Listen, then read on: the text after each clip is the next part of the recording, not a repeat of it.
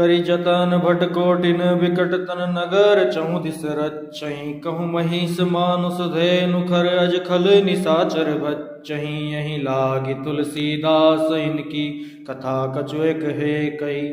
Raghubir sir Tirath शरीर नित्यागी गति पे हई सही पुर रखवारे देखी बहु कपि मन कीन विचार अति लघु रूप धरो निसी नगर करो पैसार